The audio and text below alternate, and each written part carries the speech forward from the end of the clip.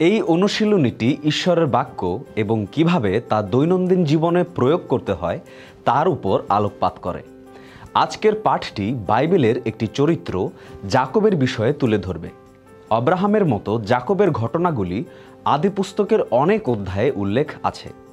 যদিও আব্রাহামের মধ্য দিয়ে ঈশ্বরের বার্তা আমাদের কাছে তার তৈরি করা বেদিগুলোর মাধ্যমে প্রকাশ পেয়েছে, তবে যাকবের মধ্য দিয়ে ঈশ্বরের বার্তা, তার নামকরণ এবং এই পরিবর্তনের পেছনে যেসব অভিজ্ঞতা রয়েছে সেগুলোর মধ্য দিয়ে সারাংশ করা যেতে পারে।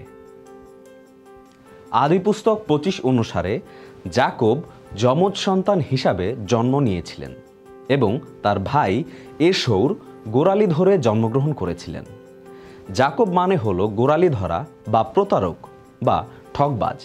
তার নাম তার সম্পর্কে কিছু প্রকাশ করে, কারণ তিনি একজন গোড়ালি ধরা হিসেবে বড় হয়েছিলেন। তিনি অন্যের দুর্বলতার সুযোগ নিয়ে তার বড় ভাইয়ের প্রথাগতভাবে পাওয়া জন্মগত অধিকার চুরি করেছিলেন এবং তাদের বাবার কাছ থেকে যে বিশেষ ঐশ্বরিক আশীর্বাদ তার বড় ভাইয়ের পাওয়ার কথা ছিল সেটিও তিনি চুরি করেছিলেন।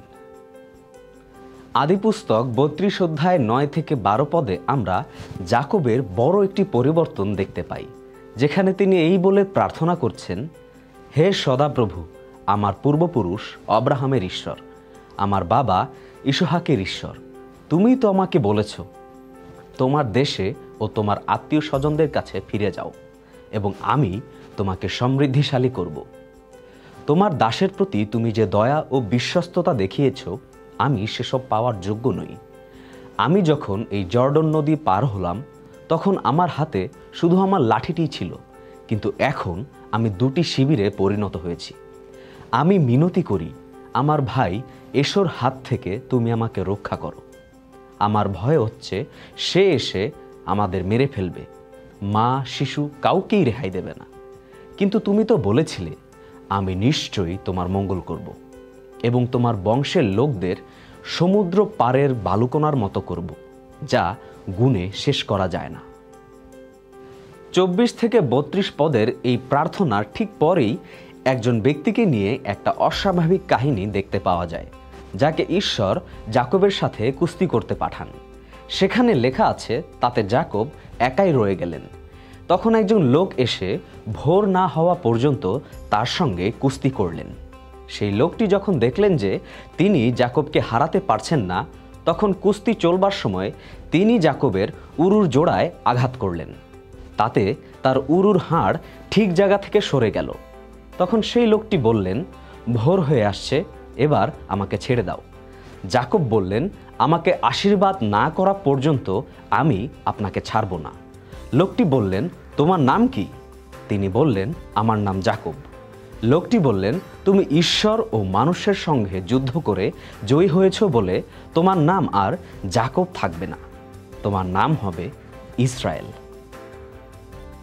বাইবেলের প্রতিটি গল্প থেকেই অনেক কিছু শেখার আছে। আব্রাহামের ঘটনাটি হলো বিশ্বাস সম্পর্কে, যাকবের ঘটনাটি হলো অনুগ্রহ সম্পর্কে। অনুগ্রহ শব্দের অর্থ ঈশ্বরের সুনজর এবং আশীর্বাদ, যেটি আমরা পাওয়ার যোগ্য নই অথবা যা অর্জন করা যায় না। ঈশ্বরের ভালোবাসার কারণেই অনুগ্রহ পাওয়া যায়।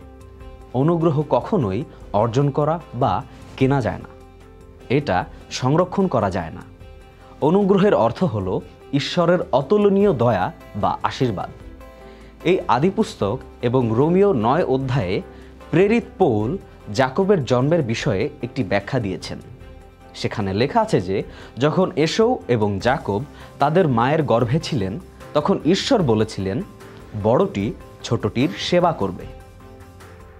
যেহেতু ঈশ্বর ঈশ্বরই, তাই তিনি সব কিছু জানেন। যখন ঈশ্বর রিবিকার গর্ভের দিকে তাকালেন এবং এই যমজ ভাইদের অন্তর দেখলেন, তাদের মধ্য থেকে কি হতে যাচ্ছে তা তিনি জানতেন। ঈশ্বর কখনোই বিস্মিত হন না। যে বিষয়টি ঠিক করতে হবে সেটি জেনে ঈশ্বর রিবিকাকে বললেন, তোমার গর্ভে 2টি ভিন্ন জাতির শুরু হয়েছে, জন্ম থেকেই তারা 2টি ভিন্ন বংশ হবে, একটির চেয়ে আরেকটির শক্তি বেশি হবে। বড়টি ছোটটির সেবা করবে।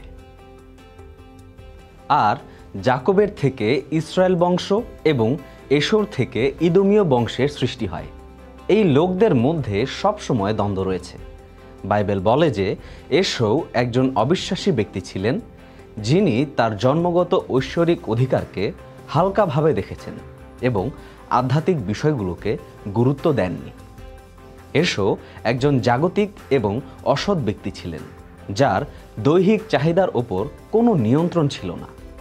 এটা কোনো আশ্চর্যের কিছু নয় যে ঈশ্বর মালাখি 1:2-3 পদে এশৌ ও তার বংশ সম্পর্কে বলেছেন, আমি যাকবকে ভালোবেসেছি কিন্তু এশৌকে অগ্রাহ্য করেছি। আমি তার পাহাড়গুলো ধ্বংসস্থান করেছি ও তার জায়গা মরু এলাকার শিয়ালগুলোকে দিয়েছি। এশৌ ভেবেছিলেন যে যাকব তার আশীর্বাদ কেড়ে নিয়েছেন, কিন্তু ঈশ্বর, যিনি তার ধরনকে অগ্রাহ্য করেছেন এবং তার সামনে নিয়ে আসার জন্য কাজ করছিলেন। যাকবের সম্পর্কে দারুণ বিষয়টি হলো, একজন সুবিধা গ্রহণকারী হিসেবে তিনি প্রথম দিকে ভাবতেন যে তার জীবনের সমস্ত আশীর্বাদ ছিনিয়ে নেবার মাধ্যমে এসেছে, কিন্তু পরে তিনি এই সত্যটি শিখেছেন যে এত কিছু করা সত্ত্বেও ঈশ্বর তার জীবনে কাজ করেছেন। যাকবের জন্মের আগেই ঈশ্বর তাকে সেই আশীর্বাদগুলো দেবার পরিকল্পনা করেছিলেন। আপনি যদি যাকবের ঘটনাটি পড়ার জন্য আদিপুস্তক 25 থেকে শুরু করে 32 অধ্যায় এবং এরও পরে যান, তখন আপনি দেখতে পাবেন যে ঈশ্বর প্রতিবারই যাকবের কাছে যাবার চেষ্টা করেছেন এবং তাকে বলছেন যে, যাকব, তুমি কি দেখতে পারছো না আমি তোমার জীবনে যা কাজ করছি?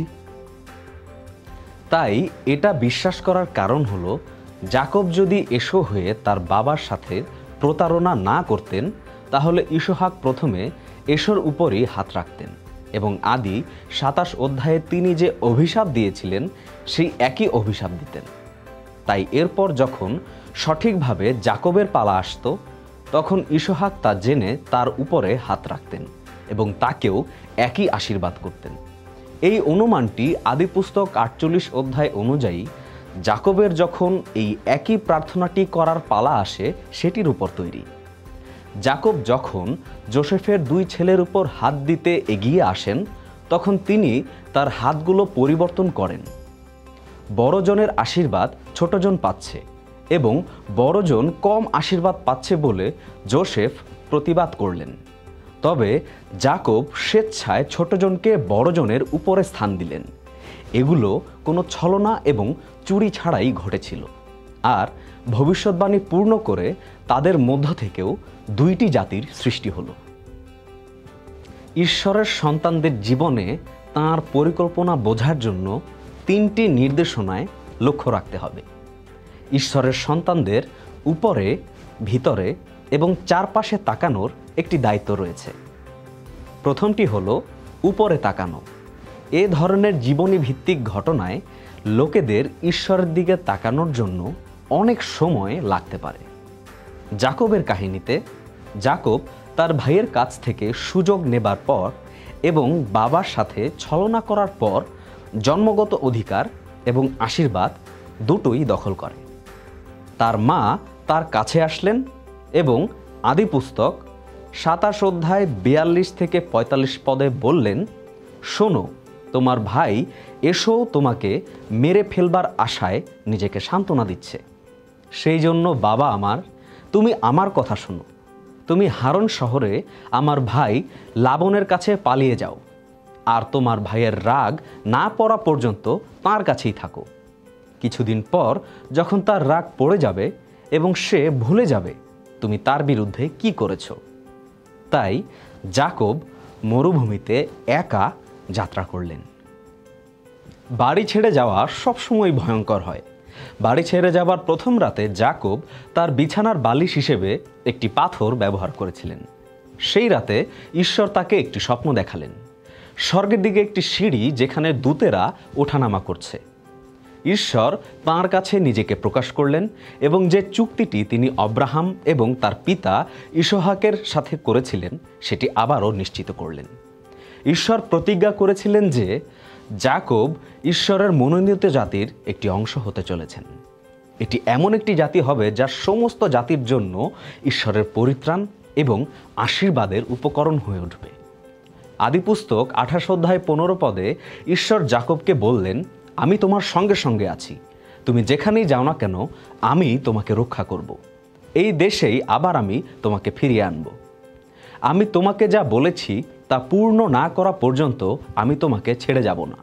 উত্তরে যাকব উপরে তাকালেন এবং স্বর্গীয় পরিকল্পনা বুঝতে পেরে বললেন, তাহলে সদাপ্রভু নিশ্চয়ই এই জায়গায় আছেন, অথচ আমি তা বুঝতে পারিনি।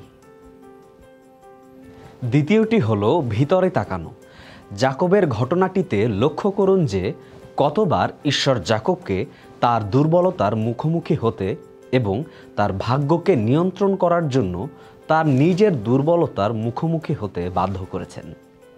তিনি বিভিন্ন উপায়ে শিখেছেন যে ঈশ্বর তার জীবনকে নিয়ন্ত্রণ করছেন এবং তাঁর উপর নির্ভর করা যেতে পারে।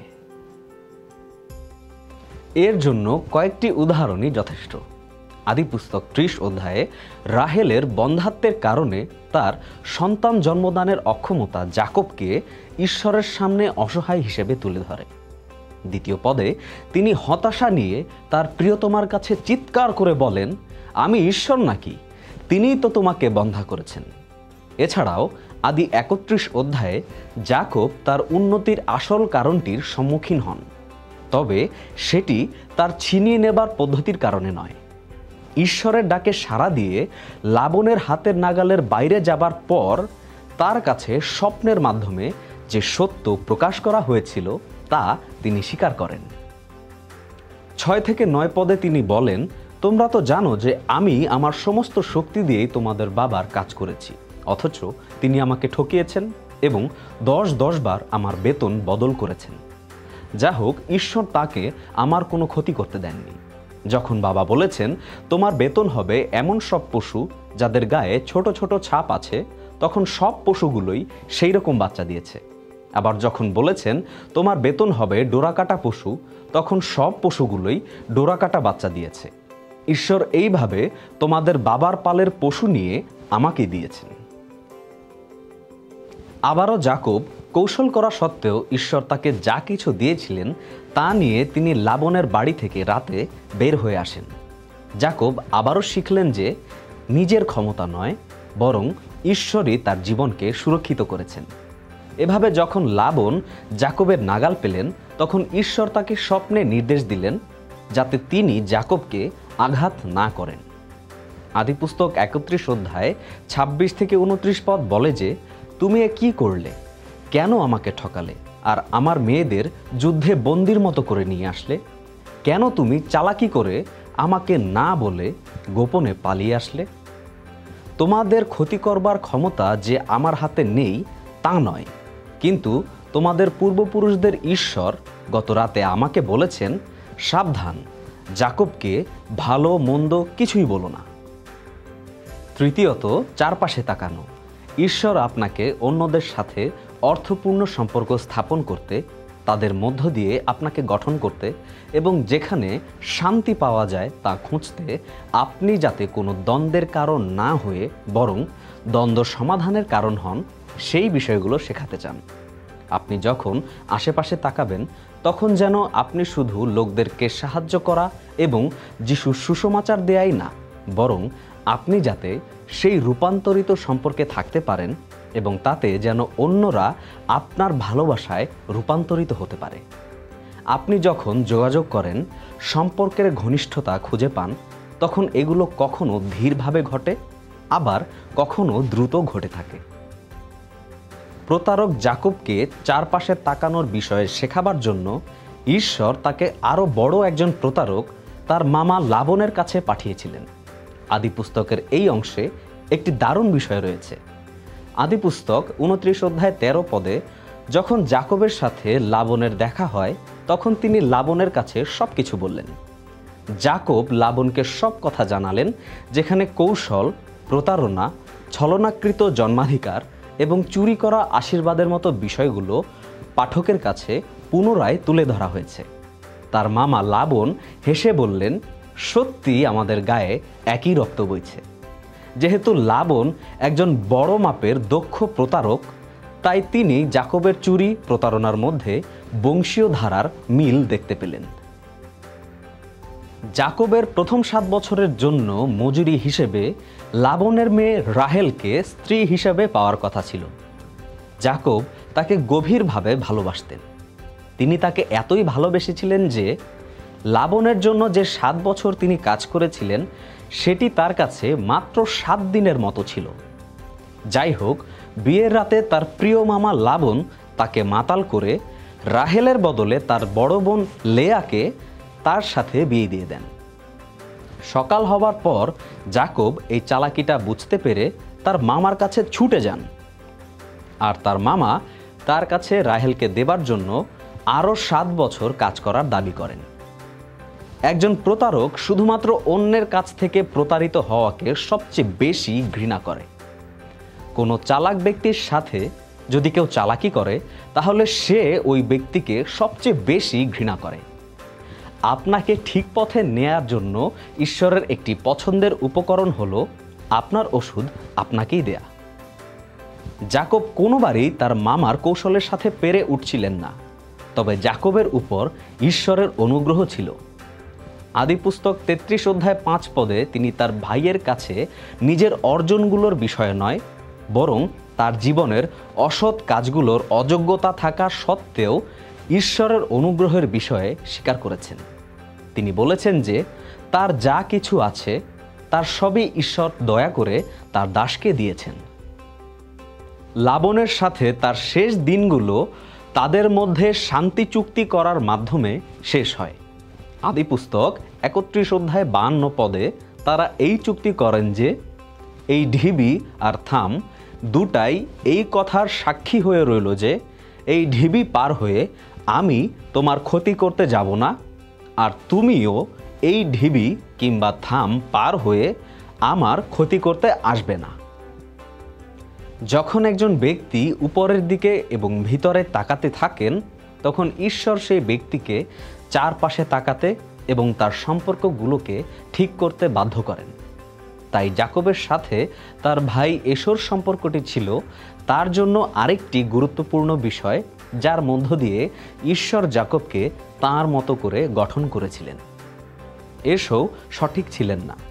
তিনি একজন মন্দ ব্যক্তি হওয়ায় তার মানসিক ক্ষুধাকে প্রশ্রয় দিয়েছিলেন।